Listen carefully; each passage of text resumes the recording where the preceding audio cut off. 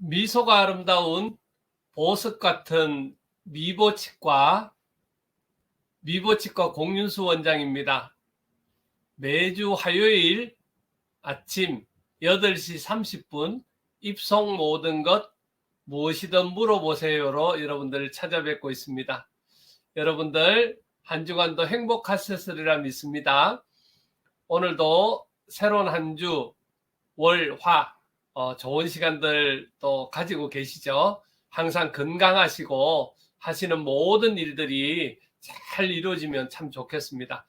오늘은 여러분들께 우리 제일 치과에 오게 되면 제일 무섭기도 하고 어려운, 또 그렇지만 제일 많이 하는 치아 발치에 관련돼 있는 내용을 여러분들과 나눠보고자 합니다.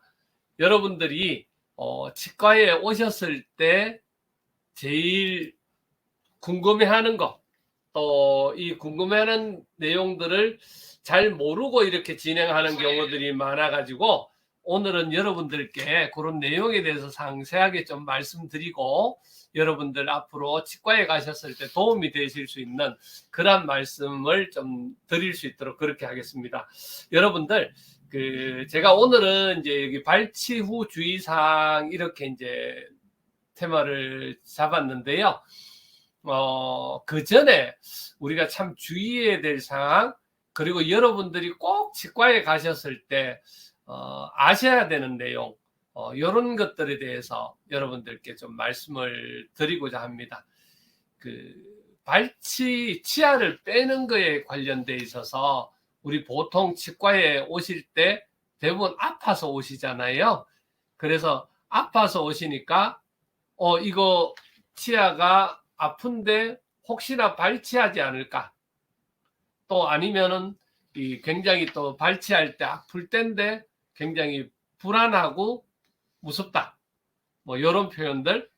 또 그러면 이 아픈 치아를 빼긴 해야 될 것 같은데 혹시 살릴 수 있는 방법은 없을까? 그리고 또 무서운 것은 이거 빼고 나면 엄청나게 많은 돈이 들어가는데 이 돈이 또 무서운 거죠.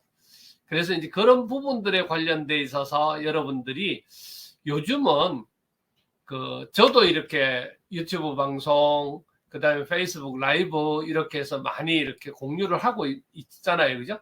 근데 다른 분들도 굉장히 내용들이 많이 있습니다. 그래서 오늘 제가 설명을 드리면 여러분들이 최소한 치과에 가시기 전에 꼭 좀 아시고 가셔야 될 내용들하고, 그리고 가셔서 어떤 궁금한 점들이 있는지를 여러분들이 질문하고 그런 일들이 되어졌으면 참 좋겠거든요.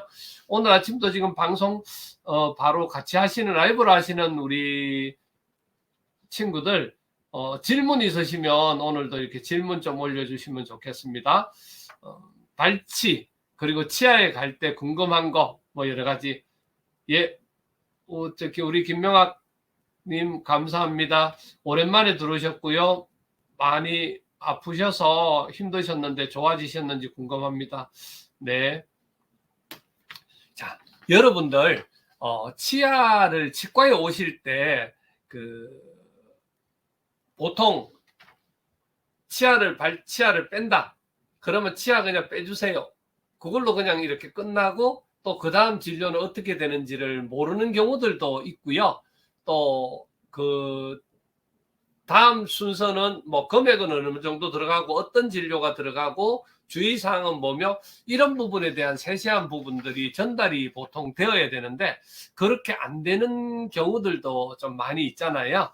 그래서 발치 후에 최소한 어떤 발치를 하게 되면 어떤 진료가 진행이 되고 얼마 정도 시간이 걸리고 몇 번 정도 방문해야 되는 데 대한 그런 내용들은 꼭 알고 가시면 좋겠고요. 그리고 중요한 것은 이거는 뭐 치과에서 할 일이지만 실제로 이제 그런 정보나 이런 것들 주시는 분들이 이제 환자분 본인이신데요. 우리가 요즘 승인병 없는 분들이 거의 없잖아요. 혈압, 당뇨, 뭐 이런 종류들, 그 다음에 뭐 심장질환, 뭐 여러 가지들이 많이 있는데요. 이런 부분들에 관련돼 있어서 정말로 주의해야 될 사항들이 엄청나게 많거든요. 그래서 그런 것들을 원장 선생님들이 진료를 제대로, 올바른 진료, 또 제대로 진료, 안전한 진료를 해드리기 위해서 그런 것들에 대해서 충분하게 정보를 주시면 그거에 대한 충분한 대비를 해서 진료를 잘 할 수 있도록 그렇게 해드릴 수가 있습니다. 그래서 우리가 보통 이제 치아를 발치하거나 할 때에 요즘 이제 성인병이 많다 했잖아요. 고혈압이나 당뇨, 심장병, 간장질환, 콩팥, 뭐 여러 가지 이제 질환들이 이렇게 해서 많이 있는데 그 질환에 따라서 여러 가지 우리 마취할 때 마취약을 사용하는 거라든지 그 다음에 또 우리가 그 성인병으로 인해서 우리 항응고제라든지 이런 것들을 사용하고 계시기 때문에 약물을 미리 선제적으로 주의해야 될 내용이라든지 그리고 끊고 와야 되는 내용이라든지 얼마만큼 관리를 해야 되는 내용들 여러 가지들이 이제 거기에 연관이 되어져 있습니다. 주로 제일 발치할 때 주의해야 될 것들은 보면 요즘 그 항암 치료 같은 걸 많이 하잖아요. 그래서 이제 항암 치료 하시는 분들 같은 경우에는 주로 치과 치료가 그 전에 치료가 들어가기 전에 필수인데요. 방사선 치료나 약물요법 같은 걸 쭉 진행을 하시게 되는데 그 전에 발치라든지 치과 치료는 전부 다 마무리를 하고 하시는 게 굉장히 중요합니다. 이 방사선 조사나 이런 걸로 인한 골괴사라든지 또 그다음에 골 문제 여러 가지들이 많이 생기기 때문에 그 전에 특별히 이제 치과 진료는 받고 들어가는 게 중요하고 그다음에 요즘 심장 쪽으로 문제가 많잖아요. 혈압, 뭐 고혈압, 저혈압 다 마찬가지고요. 그리고 또 나머지 심근경색, 협심증, 또 그다음에 이제 부정맥 이런 부분들이 많이 있는데요. 그런 경우에는 미리 항생제를 복용을 하고 들어간다든지 또 그리고 그 전에 우리가 마취를 할 때에 그런 성분이 그러니까 심장을 많이 뛰게 한다든지 또 당뇨 환자들은 당을 올린다든지 그 다음에 혈압이 높게 한다든지 심장 박동을 너무 많이 하게 한다든지 그러한 약물들이 마취약에는 있는데 그런 게 없는 걸로 이렇게 마취약을 준비할 필요가 있고 그 다음에 이제 간에서 대사가 되는 것 신장에 대해서 이런 식으로 뭔가 또 약제가 달리 이제 분해가 되는데 그럴 때 자기 기능에 좋지 않는 그런 약을 사용하면 안 되니까 그런 것들도 미리 준비가 되어져 있는 그런 진료가 되어져 있기 때문에 그런 세심한 준비가 사실은 발치할 때는 필요합니다. 우리가 저도 이제 여러 가지 준비를 하면서 오늘도 다시 뒤져봤지만 이렇게 교과서 한 권이 구강내과 책인데 이렇게 제일 두껍고 굉장히 이렇게 비중이 높습니다. 이렇게 돼 있는 이유가 그만큼 주의해야 되고 그만큼 잘 해야 되는 진료이기 때문에 그만한 영역을 많이 차지하고 있는 그런 거라고 보여집니다. 그냥 단순히 발치 뭐 이걸로 끝나는 게 아니기 때문에 그렇습니다. 특별히 그렇게 하시고요. 그런 주의사항들을 내가 얼마만큼 또 치아 진료에 대해서 얼마만큼 알고 계시냐에 따라서 진료를 받으실 때 내가 안전하게 더 좋게 진료를 받을 수 있다는 말씀을 드리고 싶습니다. 지난 주간에도 제가 여러분들께 말씀드릴 때에 그 부분에 대해서 충분히 또 말씀을 드렸고요. 좀 잘 주의하시면 좋겠습니다. 오늘은 발치 후의 주의사항에 대해서 이렇게 이제 말씀들 나누면요. 기본적으로 엑스레이 사진이나 이런 정밀 검사를 잘 시행을 해야 됩니다. 특별히 신경이 가깝다든지 위에 있는 상악동이 가깝다든지 여러 가지 그런 구조적인 문제가 있었을 경우에는 꼭 필요할 때는 CT라든지 이런 정밀 사진을 촬영을 해보고 발치하는 게 제일 중요하고요. 그리고 구강 상태를 검진을 하는 데 있어서 우리 환자하고 상담을 할 때 방금 전에 제가 말씀드렸던 환자에 대한 상담들이 충분하게 이루어지고 나서 그렇게 진행되는 게 좋겠고요. 여기는 지금 사랑니 발치 과정에 대해서도 이렇게 이제 설명을 해놨지만요. 그리고 회복되는 거 그런 거에 대해서도 이제 체크를 해야 되는 그런 상황으로 있습니다. 여기 발치를 할 때 주로 이 사랑니뿐만 아니라 주로 이제 그런 일반 치아들도 발치를 할 때에 주변 치아들의 영향을 주는 경우 특히 이제 앞에 치아하고의 관계 때문에 사랑니나 이런 치아 때문에 앞치아가 음식물이 많이 끼게 되면 치아가 앞치아들도 썩게 되는데 그런 경우에 잘 체크를 해야 되고 또 우리가 양치질 할 때라든지 이럴 때 위생 관리가 이제 철저하게 되어야 되고 그 다음에 거기에 이제 염증이나 통증 너무 많이 부어 있는 경우가 있는지 그런 문제들을 체크를 해야 되고요. 그 다음에 이제 그 임신 계획 중인 경우 뭐 이런 경우 그런 경우에 이제 주의하면서 이렇게 전반적으로 체크하고 발치도 해야 되는 그런 경우를 이야기해 줄 수가 있고요. 특별히 이제 아까 말씀드렸던 그 방사선 치료, 항암 치료라든지 그다음에 임신이라든지 이런 게 특별하게 계획이 있으신 분들은 사실은 굉장히 주의해서 발치하는 거라든지 이런 것들을 신경을 써야 됩니다. 보통 그 의학적으로는 뭐 사랑니라든지 사랑니 같은 특히 발치할 시기가 정해져 있지 않지만 보통 이제 뭐 20살 전후로 해서 치아들이 많이 올라오는 경우이기 때문에 그때 이제 주로 많이 발치는 하고요.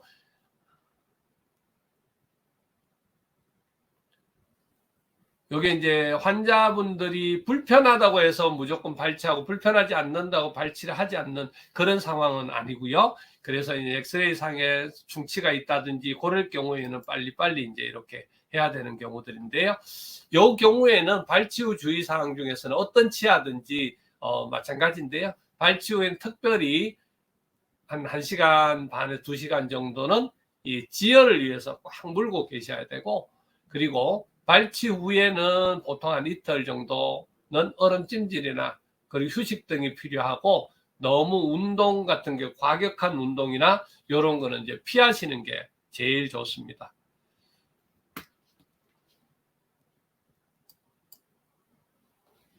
발치 후의 주의사항으로는 그러니까 발치 후에 하루에서 2일은 수술 부위를 피해 살살 양치하고 그 이후 부드럽게 양치를 해줍니다. 이렇게 이제 되어 있고요.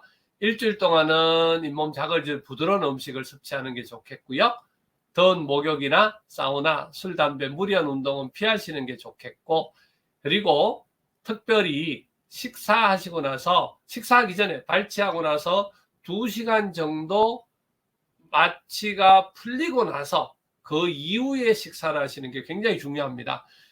마취가 돼 있을 상태는 내 상황을 이렇게 인지가 되지 않기 때문에 혀라든지 볼이라든지 이런 것들은 물어서 그 2차적인 상처가 굉장히 심하게 나는 경우들이 많이 있습니다. 그래서 이제 그런 부분에 관련돼 있어서 주의하시고 또 상처가 많이 안 좋거나 염증이 많이 나는 경우에는 그 다음날 이렇게 소독을 받으러 오시는 게 굉장히 중요하겠습니다. 제가 이제 그 여러분들께 오늘 깜짝 퀴즈를 또 내고요. 그리고 여러분들 그 요즘은 이제 발치하기 전에 약물 중에서 아스피린 같은 경우에 작년부터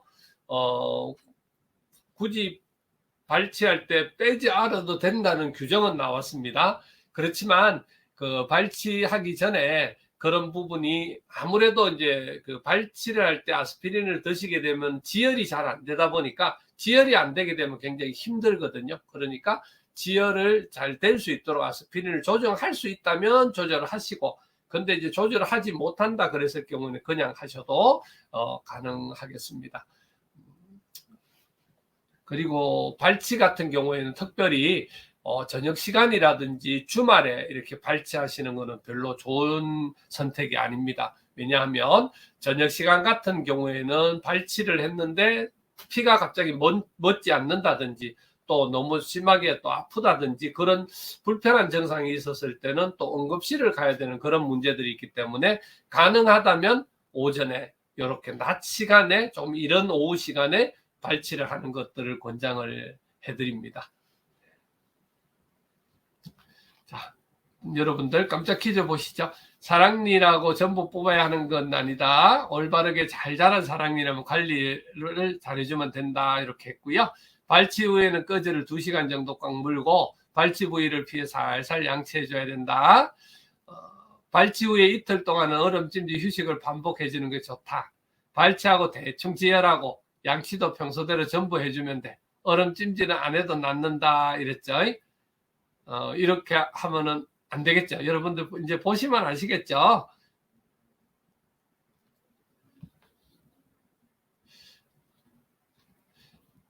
자, 여러분들 오늘 이렇게 같이 참여해 주셔서 너무 감사하고요.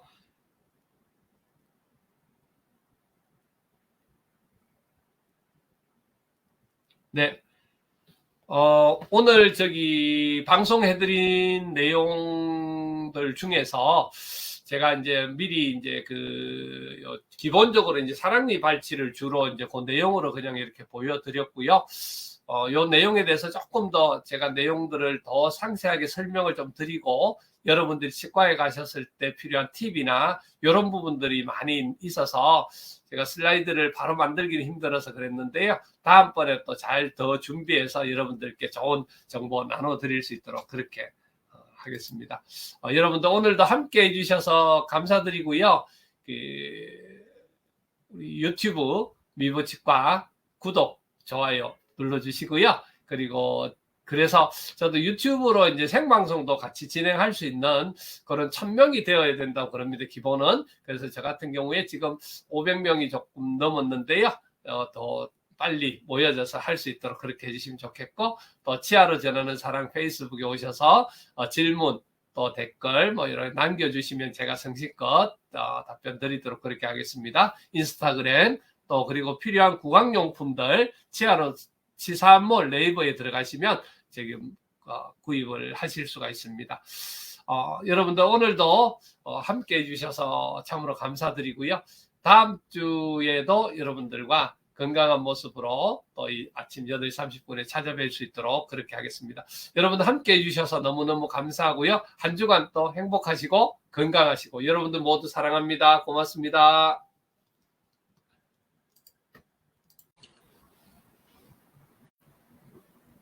미소가 아름다운 보석 같은 미보치과 공윤수 원장입니다. 매주 화요일 아침 8시 30분 여러분들 무엇이든 물어보세요로 찾아뵙고 있습니다. 여러분들의 궁금한 질문들, 치아에 관련 있는 건강에 관련되어 있는 내용들 여러 가지들을 여러분들의 질문과 또 제가 준비한 거 그리고 환자들을 보면서 평소에 꼭 필요한 것들을 여러분들과 나누고 여러분들에게 건강에 관련된 치아 건강에 관련되어 있는 좋은 소식들을 날마다 전해드리고 있습니다. 오늘도 여러분들과 함께 나눌 내용은요. 올바른 칫솔 고르기 이렇게 해서 이제 시작을 하게 되고요. 앞으로 몇 주간 우리 치약, 칫솔, 구강용품 이런 거에 관련돼 있어서 여러분들과 나눌 수 있도록 그렇게 하겠습니다. 아무래도 항상 사용하고 있는 건데 올바로 사용해야 되고 또 먼저 올바른 치약, 칫솔, 구강용품들을 골라야 되는 또 그런 것들이 굉장히 중요하기 때문에 그런 부분들을 제가 여러분들께 나눠드리고요. 또 제가 특별히 준비한 우리 치약 칫솔이라든지 여러 가지들을 여러분들께 소개함으로 해서 여러분들에게 조금이라도 도움이 될 수 있는 그런 계기가 되어졌으면 해서 준비했습니다. 자, 시작하겠습니다. 여러분들 칫솔 뭐 어떻게 고르시나요? 그냥 마트에 가서 뭐 브랜드 보고 또 아니면 가격 저렴한 거 보고 뭐 기준이 뭔가요? 이 기준이 굉장히 중요합니다. 칫솔 항상 하루에 최소한 3번 정도는 저희들이 이제 사용을 하지 않습니까? 3번을 사용하고 특별히 먹는 거에 관련된 치아가 굉장히 중요하다 보니까 칫솔을 잘못 선택을 하거나 또 잘못 사용하게 되면 치아에 엄청난 손상을 입힐 수 있기 때문에 먼저 칫솔을 올바로 선택하는 방법부터 여러분들이 신경을 쓰시면 좋겠습니다.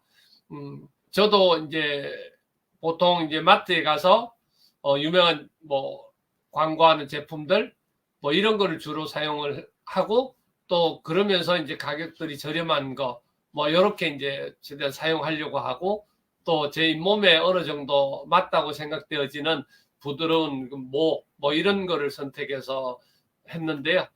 제가 이제 치과를 하면서 또 지속적으로 관리를 하면서 그러면 칫솔이 과연 그냥 일반적으로 그렇게 사용해도 되겠나 하는 그런 생각에 우리 원장님들이랑 이렇게 칫솔에 관련돼 있어서 연구를 하게 되었고, 또 그 결과로 저희들이 이렇게 이제 칫솔을 이제 만들었고, 그 칫솔의 장점들을 여러분들께 소개해드리고, 지금 이제 한 2년 정도 이 칫솔을 판매하고 그러고 있는데요. 굉장히 좋은 반응들이 있습니다.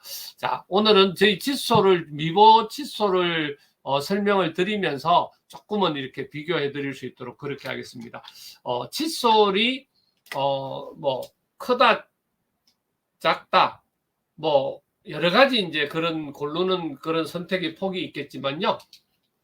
자, 여기서 보셨을 때 칫솔 머리에서 이제 칫솔 헤드 부분이죠. 헤드 부분을 이렇게 이제 가지고 왔는데요. 각진 것보다는 물방울이 졌다. 어떤 형태를 말씀을 드리냐면, 통상적으로 이렇게 사용하시는 거는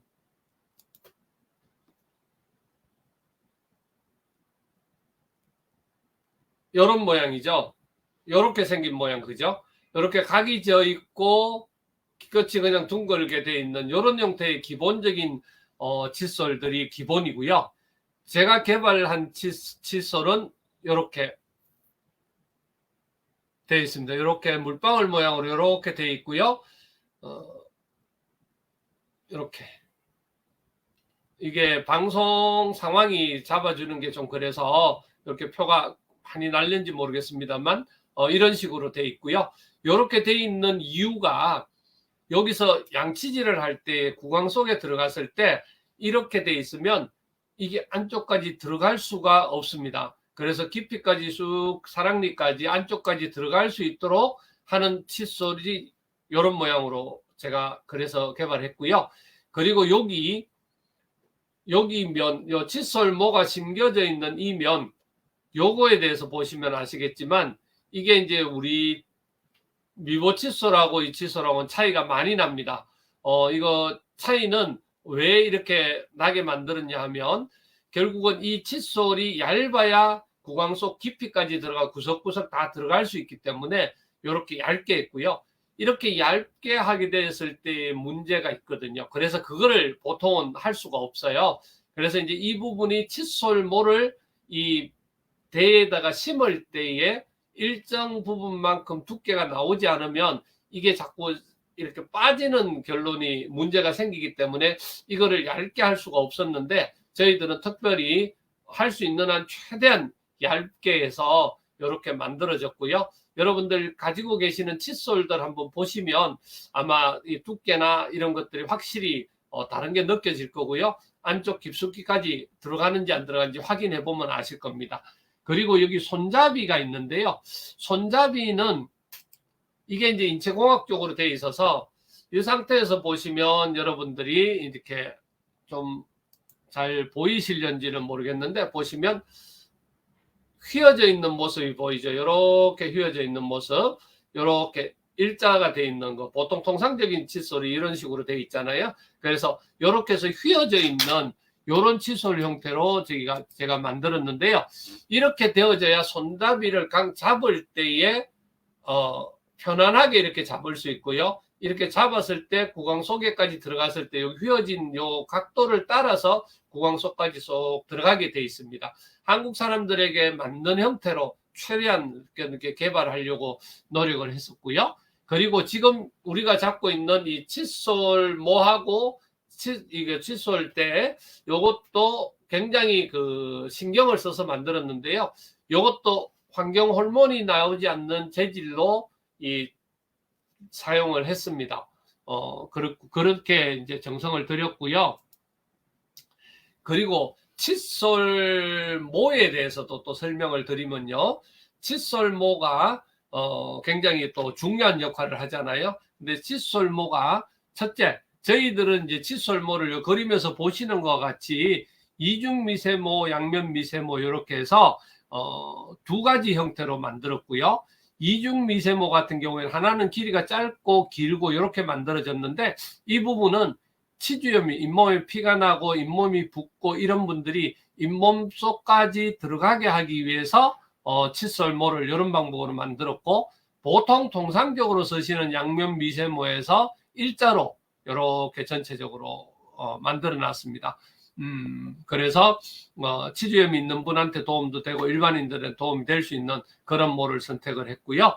그리고 또 중요한 것은 칫솔모가 항균모를 사용을 합니다. 그래서 이 항균모가 칫솔의 세균 번식을 방지하고 또 이 칫솔은 장점이 칫솔 우리 모를 이렇게 커터할 때에 요만큼 심을 때에 요 부분을 한 번 더 잘라서 여기를 기계로 라운딩 처리를 해줘서 이 몸이 다치지 않도록 그런 처리를 해놓은 칫솔입니다. 그래서 상당히 정성이 많이 들어갔고요. 이게 이제 이러다 보니까 굉장히 일반적인 칫솔, 뭐 얼마 하지 않는 그런 칫솔하고는 비교가 안 되게 이제 다 정성이 들어갔고 거기에 이제 제작 비용이나 이런 것들이 많이 들어갔기 때문에 일반적인 것보다는 조금 비싸지만 그래도 그만큼 상당히 좋은 어떤 그런 칫솔로 만들어졌습니다. 잇몸이 내려가신 분들은 아까 말씀드렸듯이 피가 나고 잇몸 사이에 하는 분들은 요 이중 미세모를 사용하시면 좋겠고요. 흡연이나 커피 같은 것 착색되는 거 이런 것들 많은 분들, 보통 일반 분들 같은 경우에는 부드러운 양면 미세모로 사용하시면 좋겠습니다. 그리고 이 칫솔모가 굉장히 부드러우면서도 탄력이 있습니다. 일반적으로 한번 이렇게 딱 그러니까 굉장히 조금 저렴한 그런 칫솔들은 써보셔서 아시겠지만 세게 쓰시는 분들은 특히 더하고 한두 번만 몇 번만 사용하면 그냥 칫솔모가 이렇게 망가지고 그리고 앞이 이렇게 눕고 펴지거든요. 그래서 그런 것들이 훨씬 더 보강되어 있는 그런 칫솔입니다. 그리고 이제 칫솔 같은 경우에도 이제 정상에 따라서 자기 치아 상태에 따라서 아까 이중모, 양면모 말씀을 드렸었는데요. 교정을 치료하시는 분은 여기 뭐 이걸로는 보여드리기가 조금 그렇고요. 여기서 보시면 아시겠지만 그 중간에가 이렇게 패여 있습니다. 이 패여 있는 게 여기서 우리 이제 교정기가 있는데 이 교정기에 요 와이어가 이렇게 걸려 있으니까요. 패여 있는 모로 안쪽으로 들어갈 수 있도록 해서 양치질을 해주는 교정 칫솔이 따로 있고요. 그리고 어린아이들 같은 경우에 또 칫솔 헤드가 좀 적은 게 있는데 웬만큼 초등학교 정도만 되면 저희 칫솔 같은 경우에는 구강 내에 어린아이들도 충분히 다 들어갈 수 있는 그런 형태로 만들어져 있기 때문에 극히 어린아이들 이외에는 못해요. 어린이 칫솔이 따로 필요하지는 않습니다. 그리고 칫솔을 한번 쓰면 얼마나 사용을 하시나요?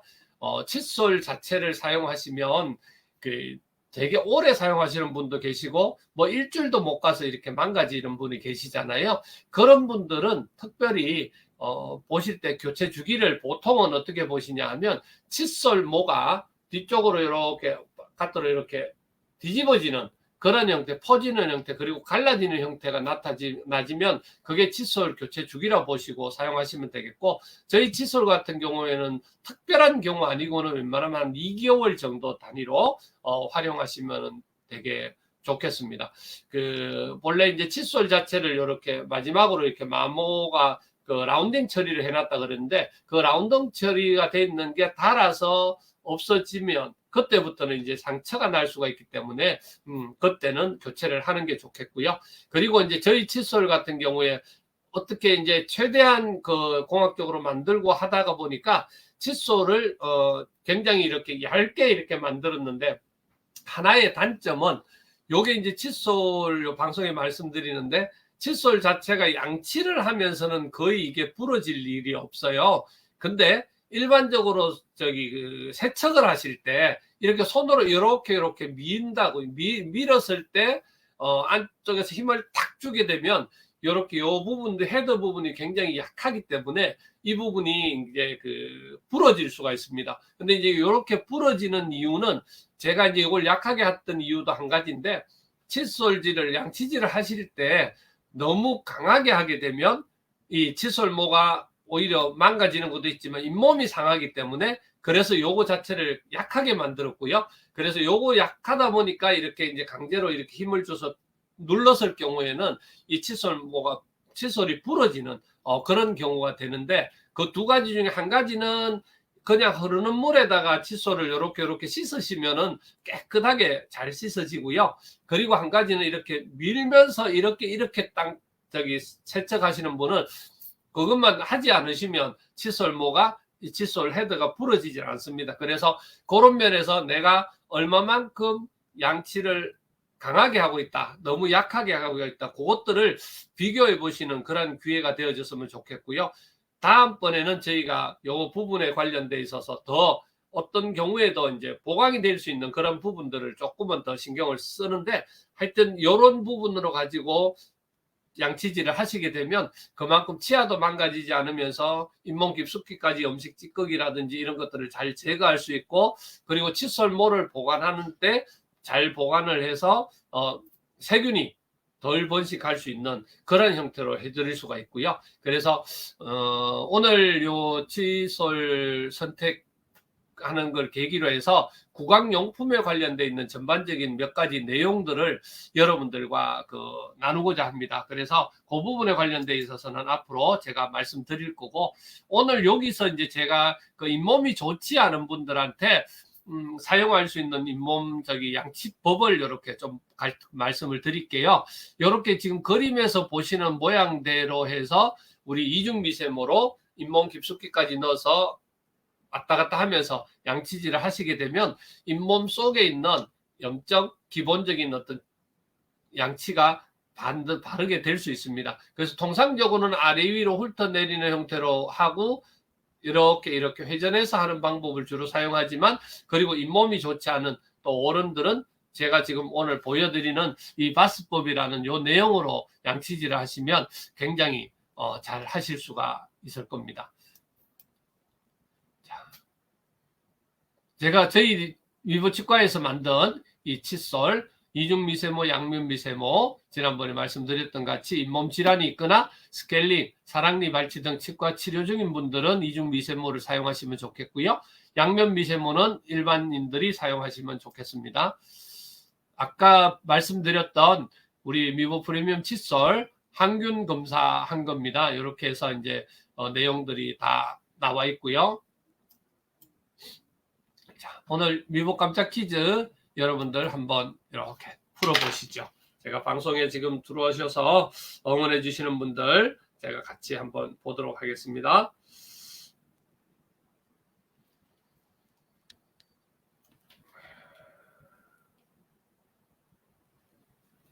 미소가 아름다운, 예, 오늘도 우리 여러분들 함께 해주셔서 감사하고요. 우리 김현 목사님, 예, 감사합니다. 장필규 소장님 감사드리고요. 우리 영진 대표님 감사합니다. 예, 보색 손바닥이나 보색계 버튼 배경을 받쳐주면 초점이 개선됩니다. 네, 다음번에는 그렇게 한번 해보겠습니다. 이러면서 많이 배웁니다. 우리 최윤주님, 그리고 전정대 목사님, 예, 감사합니다. 우리 최미정 강사님 감사합니다. 함께 해주셔서 여러분들과 또 좋은 시간 나눌 수 있도록 해주셔서 감사하고요. 우리 피해가지 못하는 미보 깜짝 퀴즈 풀어보도록 하겠습니다. 자신의 치아 상태에 따라서 칫솔을 고르면 좋다. 미보 프리미엄 칫솔은 칫솔모가 라운딩 처리되어 있어 상처를 주지 않는다. 올바른 양치법을 꾸준하게 잘하면 치아와 잇몸이 건강해진다. 양치법은 사실 어떻게 하든 상관없어. 손가락을 활용해서 해도 돼. 이렇게 했죠. 자, 굉장히 어떻게 하는 방법은 치아 상태에 따라서 하면 좋고, 칫솔질은 안 하고 옛날 우리 어른들 손으로만 이렇게 조금 입을 헹구는 정도를 하셨죠. 네, 그거는 조금 이제 부족한 그런 상황이 되겠죠. 우리 주로 이제 이 방송을 주로 어른들이 좀 많이 시청하시는 편이고, 이래서 구강용품에 관련돼 있는 것들 좀 충분하게 설명드리고요. 또 우리가 특별히 또 젊은 분들은 교정이나 어떤 겉맘때에 관리해야 되는 방법들, 이런 부분에 관련돼 있어서 구강용품들 종류별로 해서 이번에 제가 설명을 드릴 수 있도록 그렇게 했으면 좋겠고요. 오늘도 함께 해주셔서 감사하고요. 여러분들 이번 한 주간 또 지내시면서 또 이렇게 건강하게 행복하게 잘 지냈으면 좋겠습니다. 여러분들이 조그마한 칫솔 치아 가는 선택이 평생의 치아 건강을 좌우할 수 있습니다. 오늘 방송 같이 해주셔서 감사하고요. 다음 주에는 우리 구강용품 중에서 우리 구강 세정기라든지 또 우리 칫솔질 어떻게 잘 해야 되는지 뭐 그런 부분에 관련되어 있는 여러 가지들을 조금 더 나눌 수 있도록 그렇게 하겠습니다. 오늘도 함께 해주셔서 감사하고요. 오늘이 2월 28일 2월달 마지막입니다. 여러분들 한 달 동안 너무너무 고생하셨고요. 여러분들 모두에게 제가 박수를 쳐드리겠습니다. 저한테도 수고했다고 응원해 주시고 박수 쳐주시면 좋겠습니다. 각자한테 힘을 줄 수 있는 그런 오늘 하루가 되어졌으면 좋겠습니다. 서로를 칭찬하고 서로에게 감사할 수 있는 그런 하루가 되어졌으면 좋겠습니다. 행복하십시오. 건강하십시오. 여러분들 모두 사랑합니다. 고맙습니다.